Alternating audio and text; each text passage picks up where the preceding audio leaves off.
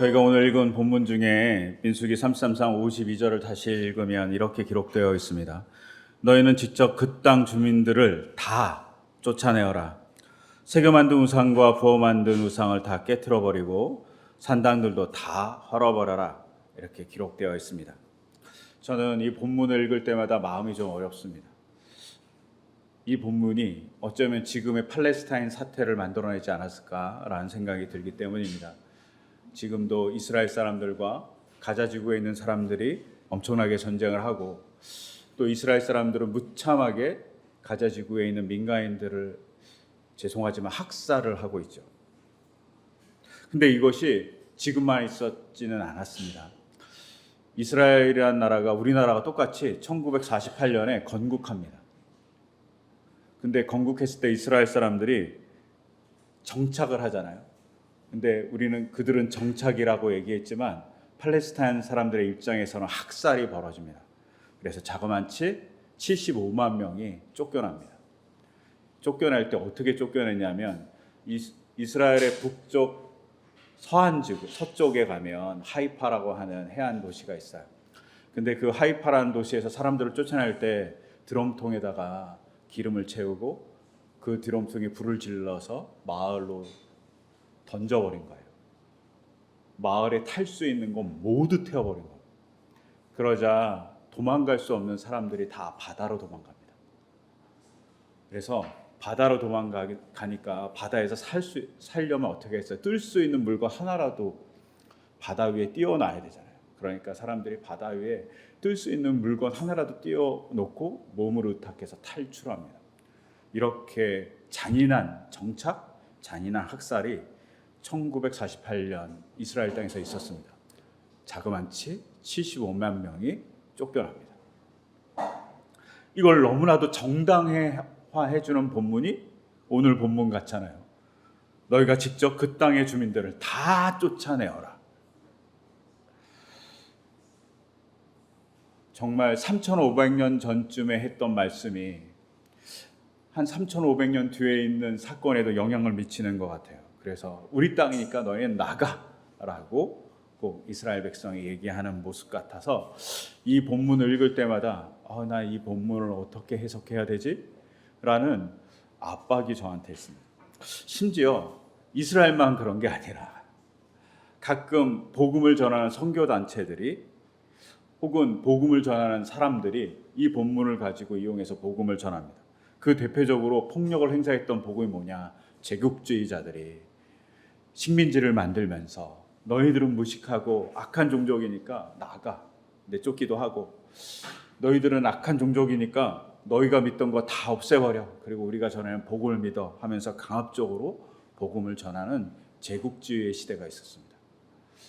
그 피해를 엄청나게 많은 나라가 받고, 그 피해를 받은 나라들의 영화나 문학을 보면 선교사는 선한 사람이 아니라, 우리는 지금 선교사가 너무나도 좋은 분들이잖아요. 그런데 선교사가 선한 사람이 아니라 앞잡이고 악하고 수탈한 사람으로 등장하는 경우가 되게 많이 있습니다. 왜요? 이 본문으로 폭력적으로 복음을 전했기 때문입니다. 이것뿐이겠습니까? 가끔 우리가 듣는 얘기 중에 십자군에 대한 이야기를 듣습니다. 십자군 전쟁이 왜 일어났습니까? 성지를 탈환하기 위해서, 또 성지순례를 가기에 용이하기 위해서 십자군 전쟁이 일어났습니다. 그때 참혹한 전쟁이 일어나죠. 엄청나게 많은 사람이 죽습니다. 즉 이 본문대로 쫓아내는 거, 군사적 힘으로 쫓아내겠다, 몰아내겠다, 이런 일념하에 간 거죠.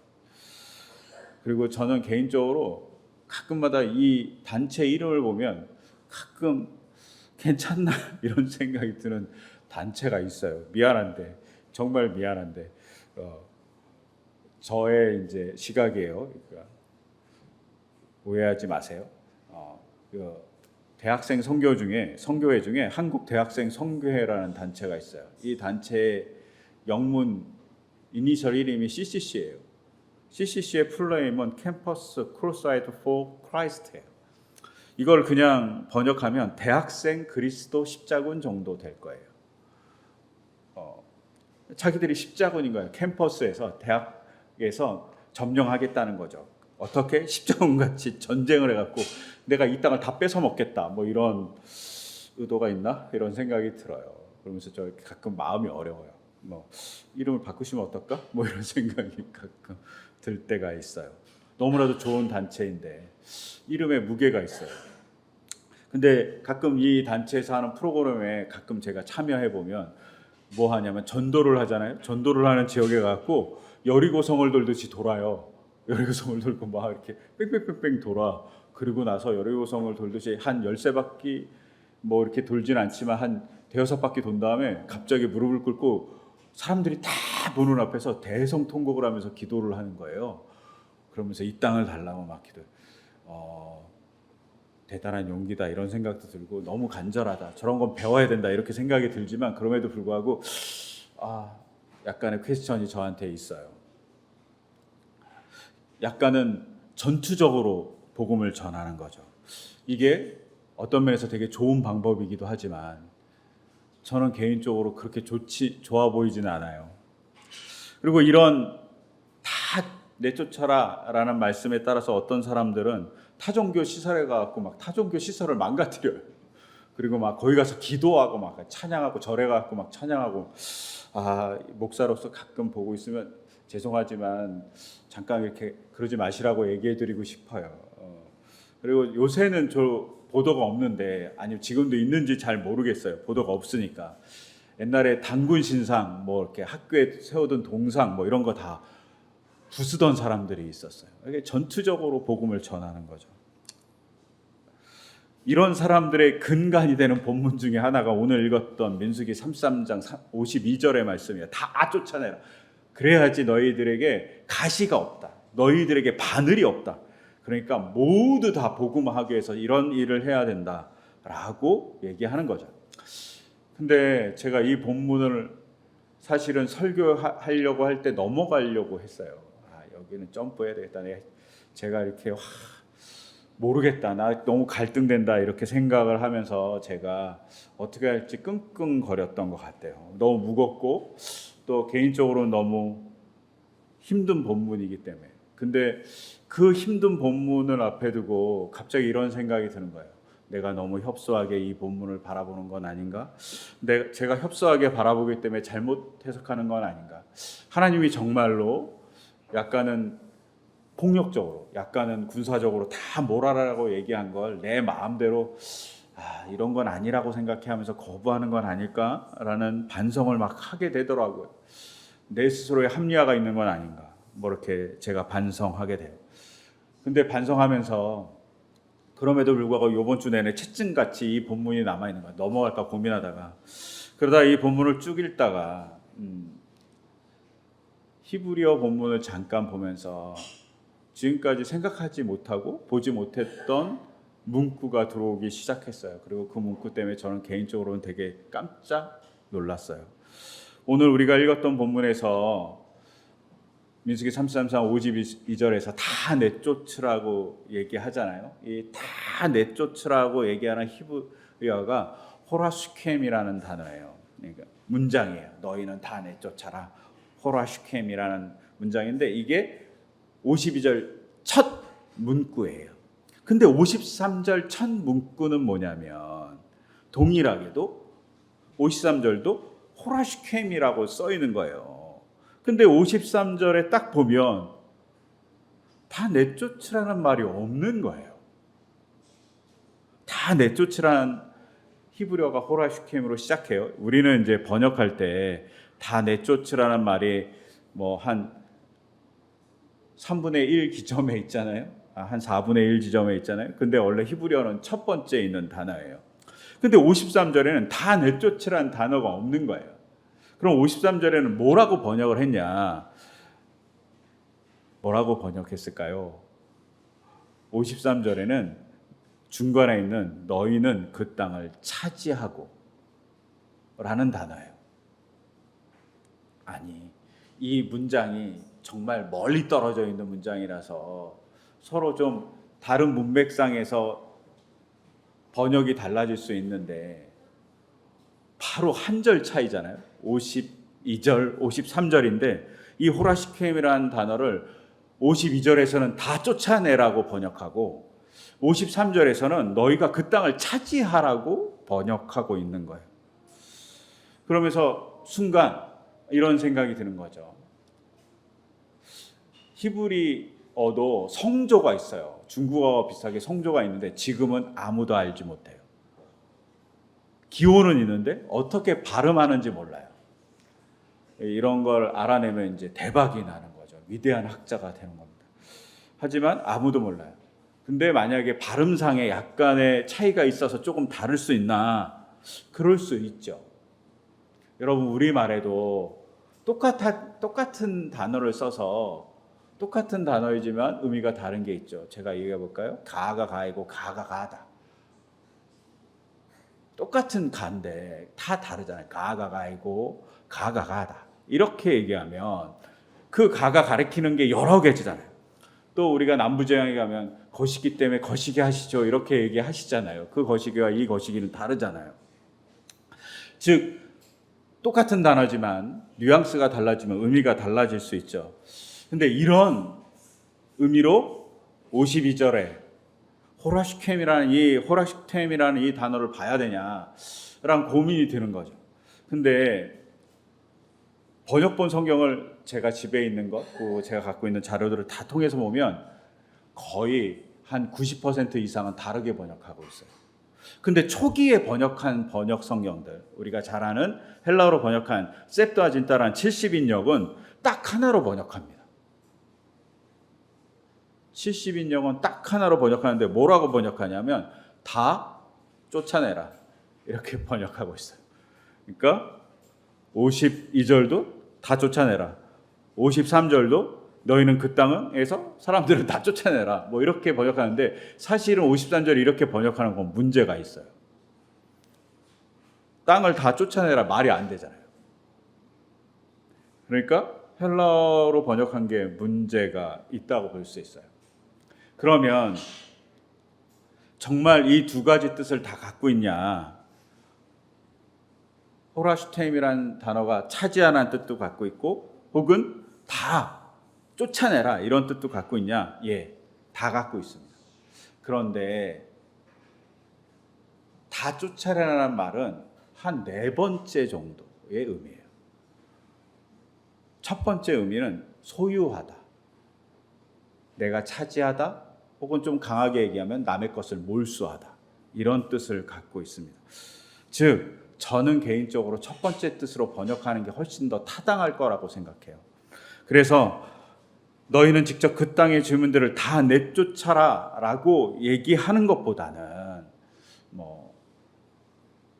저는 개인적으로 너희는 직접 그 땅의 주민들을 다 차지하라, 다 소유하라 라고 번역하는 게 훨씬 더 타당한 것이 아닌가 라고 생각해요.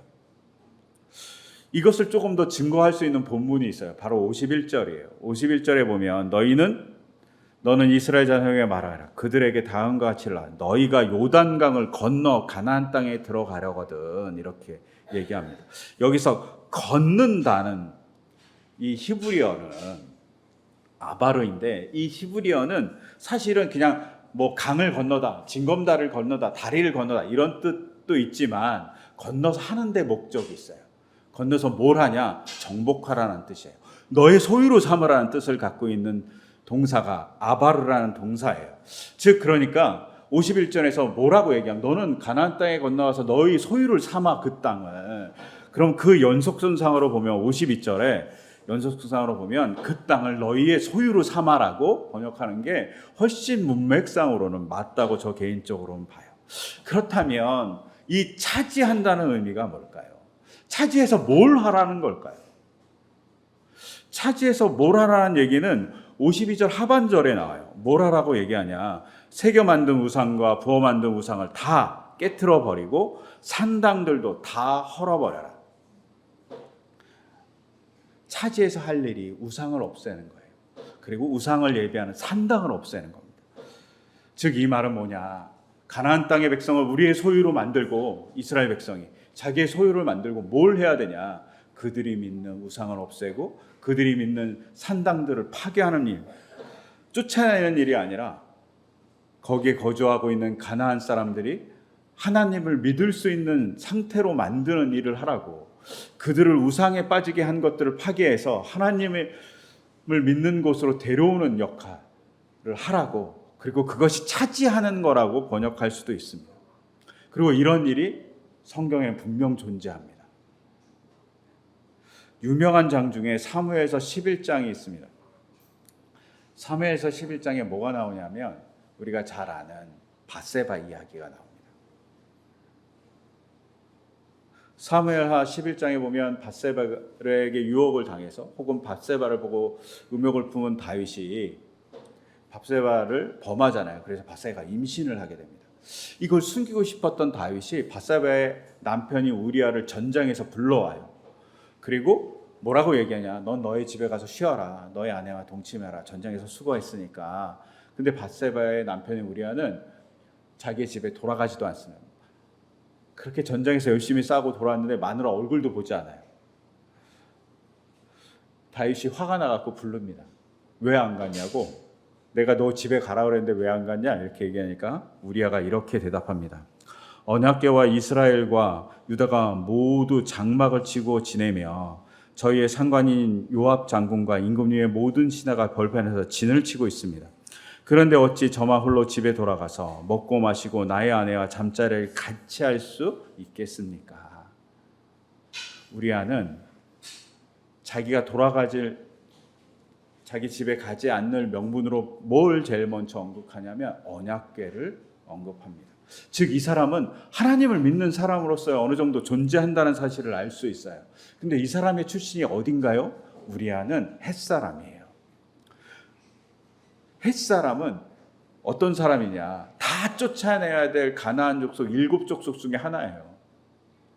근데 이 사람이 쫓겨나지 않아요. 그리고 이 사람이 어떤 사람이 됩니까? 하나님의 군대에, 다윗의 군대에 군사로 있습니다. 유능한 군사로 있습니다. 즉 이 사람이 자기가 그동안 믿었던 우상을 버리고 하나님을 믿는 사람이 된 것입니다. 저는 이것을 어쩌면 차지하는 거라고 얘기할 수 있지 않을까 싶어요. 사람을 다 내쫓으라는 것이 아니라 가나안 땅에 머물고 있는 사람을 하나님의 사람으로 만드는 것, 이것이 바로 그 땅의 주민을 다 내쫓는 것이 아니라 그 땅의 주민을 차지하는 거라고 번역하는 것이 더 합당하지 않을까라고 생각합니다. 왜? 이 사람들도 하나님의 백성이기 때문입니다. 이 사람들이 하나님의 백성이에요. 우리가 창세기를 보면서 고백하잖아요. 하나님께서 인간을 만드셨다. 그러면 그 인간의 후손들은 모두 하나님의 창조물의 후손이잖아요. 즉 하나님의 백성입니다. 제가 언제나 이 본문을 볼 때마다, 그리고 이런 사건을 볼 때마다, 하나님의 백성이란 생각을 할 때마다 전 인류가, 더불어서 선교를 갈 때마다 언제나 생각나는 시가 하나 있어요. 이육사의 빼앗긴들에도 보면 오는가 합니다. 너무 유명한 시잖아요. 고등학교가 중학교 때부터 배우는 시잖아요. 근데 이 시가 이렇게 시작합니다. 지금은 남의 땅 빼앗긴 들에는 봄은 오는가. 그리고 이렇게 끝나죠. 그러나 지금은 들을 빼앗겨 봄조차 빼앗기겠네. 빼앗긴 들에는 봄은 오겠는가 한탄하고 있는데 이육사가 일제시대 땅을 빼앗긴 이 민족에 봄조차 빼앗겼네 라고 한탄하는 겁니다. 저는 가나안 땅의 백성들이 우상을 섬기는 그 모습이, 하나님의 백성이 하나님을 섬기지 않고 우상을 섬김으로 하나님께서 잃어버린 백성이 된 상황이라고 생각합니다. 그런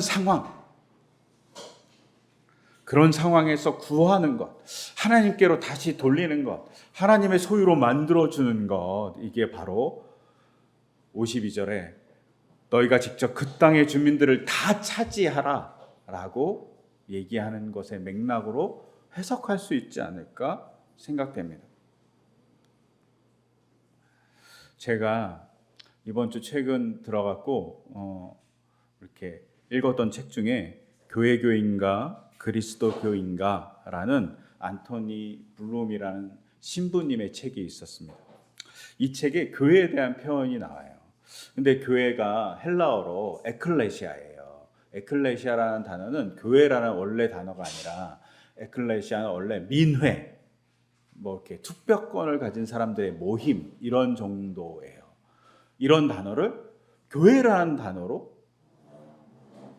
바꿔서 얘기한 거예요.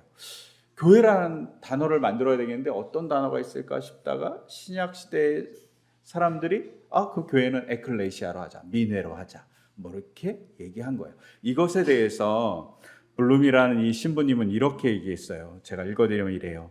에클레시아, 민회라는 투표권이 있는 모든 시민, 모든 도시의 시민으로서 모든 권리를 누리는 이들의 모임을 의미했습니다. 그러므로 우리가 교회를 에클레시아라고 하는 것은 한편으로 하나님의 선택하신 사람들, 하나님이 선택하신 사람들, 그러나 이유 없이 편애해서가 아닌 하나님이 신뢰할 수 있기에 선택한 사람들, 그리하여 그분의 동반자가 되는 권리를 부여한 사람들의 모임을 뜻합니다. 즉 에클레시아라는 말을 블룸이라는 신부는 뭐라고 얘기했냐면 하나님께서 선택한 거예요. 어떻게 선택했냐? 하나님께서 편애가 아닌 너무나도 신뢰해서 선택한 사람들이라고 정의한다는 겁니다. 그리고 너무나도 신뢰해서 선택한 사람들을 하나님은 뭐라고 부르냐? 나의 동반자라고 부른다고 얘기하는 거죠. 근데 하나님이 뭘 하고 싶으냐? 민수기 33장에서 이스라엘 백성을 선택했어요. 하나님의 민회로 만든 거죠. 그리고 하나님이 바라는 게 있죠. 너희만 민회가 되는 게 아니라 너희가 들어갈 가나안 땅이 가나안 백성도 내가 선택할, 그리고 내가 신뢰할 민회로 들어오는 백성이었으면 좋겠다. 그러니 너희가 직접 그 땅의 주민들을 다 소유하라고 얘기하는 것 아닐까 생각이 됩니다. 즉 하나님이 잃어버린 백성을 찾아오라고 한 사명이 이스라엘 백성의 가나안 정복에는 포함되어 있었던 거죠. 근데 이게 얼마나 은혜로운 일이냐. 하나님의 신뢰하는 선택받은 사람, 교회, 그리고 하나님의 속한 사람인 게 얼마나 은혜로운 일이냐를 우리는 매 주일마다 기도할 때마다 되뇌입니다. 그 기도가 뭐냐면 주의 기도입니다. 주의 기도에서요, 우리라는 단어 빼고 반복되는 단어가 또 있어요. 아버지입니다. 근데 우리가 주의 기도를 매주 할 때 첫 부분에 이렇게 얘기하잖아요. 하늘에 계신 우리 아버지. 이 블룸이란 신부가 이걸 보고 이렇게 얘기했습니다. 우리 아버지. 근데 그 우리 아버지는 원래 예수님의 아버지입니다. 우리 아버지가 아닙니다. 원래 예수님의 아버지입니다. 근데 주님께서 기도를 가르치시면서 하늘에 계신 우리 아버지, 예수님과 내가 우리라고 얘기하는 겁니다. 예수님의 아버지가 우리의 아버지, 나의 아버지가 된다는 고백을 우리가 하고 있는 겁니다. 그리고 그렇게 고백하라고 예수님이 우리에게 가르쳐 주신 겁니다. 라고 블룸이라는 신부가 얘기합니다. 그런데 조건이 있습니다. 예수님은 아버지의 뜻대로 살았습니다. 그러니 우리가 우리 아버지라고 얘기하면 우리도 아버지의 뜻대로 살아야 될 사람들입니다. 라고 블룸이라는 신부가 얘기하시더라고요. 여러분, 가나안 땅의 백성은 죽일 사람들이 아니라 폭력으로 쫓아낼 사람들이 아니라 하나님께서 잃어버린 백성으로 다시 회복해야 될 대상의 사람들이죠.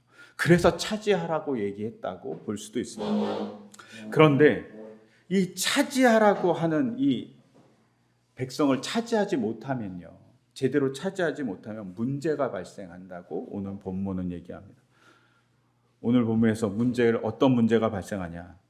그들이 너희에게 눈의 가시가 되고 그들이 너희에게 옆구리에 바늘이 될 거라고 얘기합니다.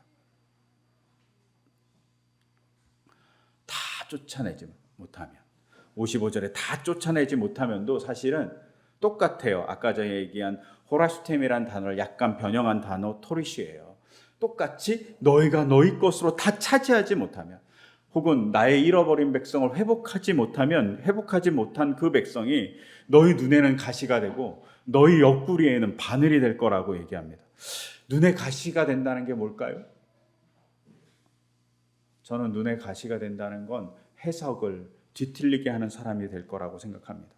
잘못 해석하게 만드는 사람들이 될 거라고 얘기하는 거죠. 잘못 해석하면 어떻게 하게 되겠습니까? 하나님을 향해서 갈 사람들이 우상을 향해서 가게 되겠죠. 그래서 오늘 읽었던 누가복음서 11장 34절 이하를 보면 이렇게 돼 있잖아요. 내 눈은 몸의 등불이다. 내 눈이 성하면 내 온몸도 밝을 것이요 내 눈이 성하지 못하면 내 몸도 어두울 것이다. 그러므로 내 속에 있는 빛이 어둡지 않은지 살펴보라고. 눈의 가시, 눈이 제대로 성능을 발휘하지 못하면 제대로 바라볼 수 없을 것입니다. 제대로 바라보는 사람이 되라고, 그리고 그러기 위해선 옆에 있는 하나님의 잃어버린 백성을 하나님의 백성으로 만드는 일이 중요하다고 얘기하는 겁니다. 이것을 잘 얘기하는 우화가 있어요. 수도원이 번창하다가 갑자기 수도원이 사람이 점점 사라지면서 수도사가 몇 명 남지 않은 거예요. 이 수도사들이 걱정이 된 거예요. 우리 이제 망했다, 이 수도원. 그래갖고 수도사들이 너무 고민하다가 그 마을에 유명한 랍비가 있어서 랍비에게 찾아갑니다. 그리고 이렇게 물어봐요. 랍비님, 수도원을 어떻게 되살릴 수 있습니까? 이렇게 물어보니까 랍비가 정말로 이상한, 그리고 너무나도 간단한 방법 하나를 제시합니다. 뭐라 그랬을까요?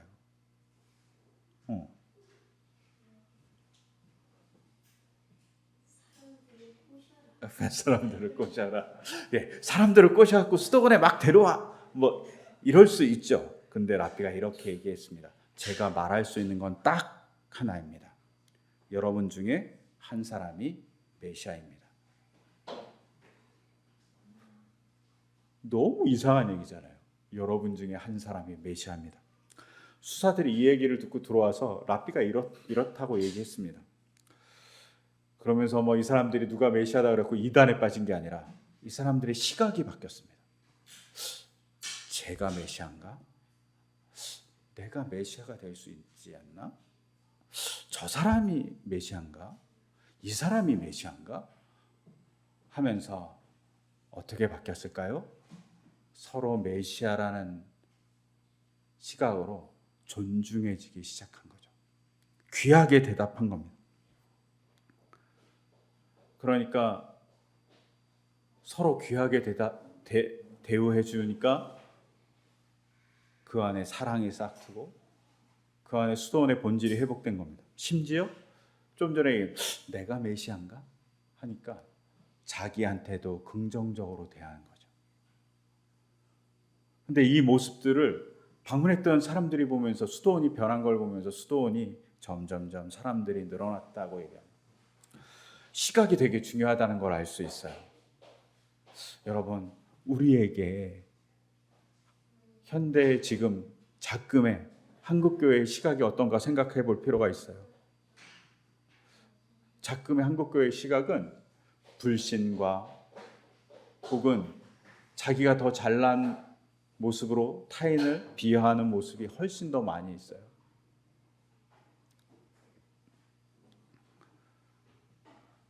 우린 이런 시각을 갖고 서로를 비판하고 있어요. 근데 정말 하나님의 창조물로 서로 바라보냐. 인간을 만들 때 하나님께서 자기 형상과 자기 모양대로 만드셨어요. 여러분, 이 말은 바로 여러분들 안에 하나님의 형상이 있다는 거예요. 하나님의 모양이 있어요. 그럼 하나님의 형상과 모양을 가진 인간을 함부로 대할 수 있나요? 함부로 대할 수 없습니다. 하나님의 형상을 가졌으니 하나님의 형상답게 대우해줘야죠. 하나님의 모양을 가졌으니 하나님의 모양답게 대우해줘야 되는 것이 교회의 모습입니다. 이것을 회복하는 게 교회의 가장 중요한 덕목이라고 랍비가 얘기하는 거죠. 우리의 시각을 잘 가져야 합니다. 두 번째로, 가나안 사람들을 하나님의 사람으로 만들지 못하면 그들이 뭐가 되냐면 옆구리의 가시, 옆구리의 바늘이 된다고 돼 있어요. 이 바늘을 히브리어로 잔이라고 그래요. 이 잔이는 뭐 같으냐면 구멍을 내는 송곳과 같은 거예요. 큰 구멍은 아니고 작은 구멍을 내는 송곳과 같은 거예요. 그런데 생각해 보세요. 누군가 송곳으로 옆구리를 찔렀어요. 그리고 피가 조금씩 계속 흘러요. 죽겠죠. 저는 이렇게 죽게 만드는 것, 상처를 내고 피를 흘리게 만드는 것이 뭐냐라고 했을 때, 한국교회는 말만 사랑하고 행동은 사랑하지 않는 모습, 말만 경건하고 행동은 경건하지 않은 모습, 말만 은혜스럽다라고 얘기하고 그 은혜를 나눠주지 않는 것. 은혜는 선물인데 선물로 받은 그 은혜를 나눠주지 않는 것, 그것이 한국교회의 가시 같은 것 아닐까라고 생각합니다. 정말 창피하게 제가 군대에 갔을 때 군전병을 잠깐 했어요. 그 군전병을 하는데 이건 정말 창피한 얘기인데, 제가 이제 있던 군대에 크게 모이면 군정병들이 이제 막 사단과 막 이렇게 모이거든요. 근데 사단에 있는 군정병하고 제가 아는 사람이었던 거예요. 그 아는 사람이 한참 얘기하다가 사단에 알던 군정병이 맨날 투덜거리는 거예요. 그러면서 이렇게 얘기했어요. 아유, 그냥 책을 주지 왜 손으로 써갖고 맨날 주면서 나보고 타이핑하라는지 모르겠어. 그게 뭔 얘기야? 이렇게 얘기했더니 사단 담당하는 목사님이 항상 설교를 손으로 써갖고 타이핑 치라고 이렇게 준다는 거예요. 토요일 날. 그러면 이제 군정병이 앉아갖고 타이핑을 엄청나게 치는 거죠. 근데 문제는 그 손으로 쓴 그 글이 남의 설교였던 거예요. 이 목사님은 자기 설교같이 꾸미고 싶어서 손으로 쓴 거고, 군정병은 또 그 우연찮게도 그 설교를 읽으신 거죠. 남의 설교를. 다 알고 있는 거예요. 그 책, 이거 저 책에 나오는 내용인데, 그러면서 저한테 맨날 투덜거렸어요. 한국교회를 병들게 하는 건 이런 모습이죠. 거짓말. 왜 남의 설교를 자기 설교라고 얘기할까요? 은혜를 얘기하고 정직을 얘기하고 정의를 얘기하면서 왜 이렇게 얘기할까요? 자기가 잘한다고 보여주고 싶어서. 교인들은 설교를 잘하는 목사가 중요하니까. 근데요, 사실은 목사는 설교를 잘하는 사람이 아니라 말씀대로 살려고 노력하는 사람입니다. 어느 순간부터 교회가 목사들에게 요구하는 게 말씀대로 사는 모습을 요구한 게 아니라 설교를 잘하고 귀에 즐거운 걸 요구하기 시작했죠. 그러니까 목사가 거기 쫓아가는 거예요. 그러니까 목사들은, 그렇게 만든 목사들도 있지만 거짓을 말하는 거죠. 그리고 그것이 옆구리에 송곳같이 교회를 망가뜨립니다. 정말 창피한 일이지만 이런 일이 비일비재하게 일어나죠. 저는 남의 설교를 인용하는 것은 문제가 없다고 생각해요. 왜냐하면 해 아래 새 것도 없고 내 생각만 옳은 게 아니잖아요. 그러니까 남의 설교를 인용할 수 있어요. 인용한다고 하면 되잖아요.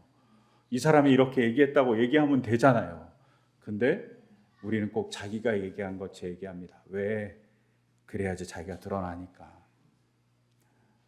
본질에서 벗어나는 거죠. 아름다운 것을 추구하고 더 좋은 것을 추구하려고 하니까 문제가 발생한 겁니다. 한국교회의 가시인 거예요. 한국교회의 송곳 같은 일이 벌어진 겁니다. 그래서 죽어가고 있어요. 여러분, 근데 이건 목사만 그럴까요? 성도들도 마찬가지예요. 성도들도 사랑을 얘기하지만 정말 사랑스럽게 누군가를 대하고 있는지, 은혜를 얘기하지만 은혜를 흘려보는 자로 있는지, 감사를 얘기하지만 정말 누군가의 아픔에 땅을 치면서 같이 울어주고 있는지 바라봐야 됩니다. 그러지 못하면 우리가 얘기하는 한국 용어인 내로남불이 되어버립니다. 그것이 한국교회의 송곳입니다. 우리가 그러지 않았으면 합니다. 그리고 우리가 그렇게 안 되려고 노력하려면 어떻게 해야 되냐? 우리 스스로 하나님께 점령당해야 되고, 더불어서 우리 주변에 있는 사람들, 주변에 있는 기독교인들과 더불어서 바르게 하나님의 말씀대로 살려고 노력하는 분위기를 만드는 사람들이 우리여야 합니다.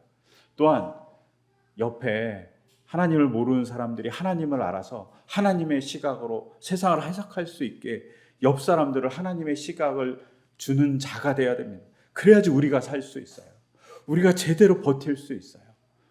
하나님이 이스라엘 사람들에게 이렇게 얘기해요. 너희는 직접 그 땅의 주민들을 다 차지하라.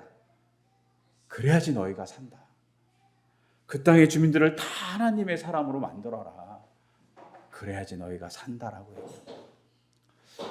저는 이런 면에서 전도가 필요하다고 생각합니다. 분명 사랑하기 때문에 복음을 전해야 되지만 우리가 생존하기 위해서 복음을 전하는 것도 있습니다.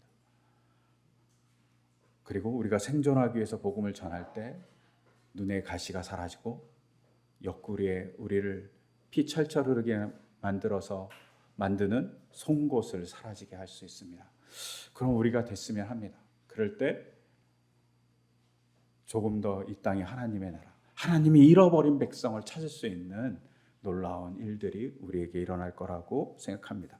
우리가 그런 하나님의 잃어버린 백성을 찾는 도구가 되기를 저도요, 그리고 여러분들도 그렇게 되기를 간절히 소망합니다. 그런 소망을 담아서 이 시간 제가 기도드리겠습니다. 하나님, 우리가 하나님의 잃어버린 백성을 차지하는 사람들이고 싶습니다.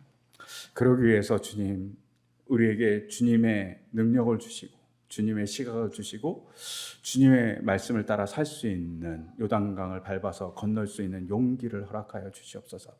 그리고 그 용기로 한 발 내디딜 때 하나님의 역사를 보여주시고 하나님을 경험함으로 우리의 신앙이 조금 더 굳건해질 수 있도록 인도하여 주시옵소서. 이 모든 것 주 예수 그리스도의 이름으로 기도드립니다. 아멘.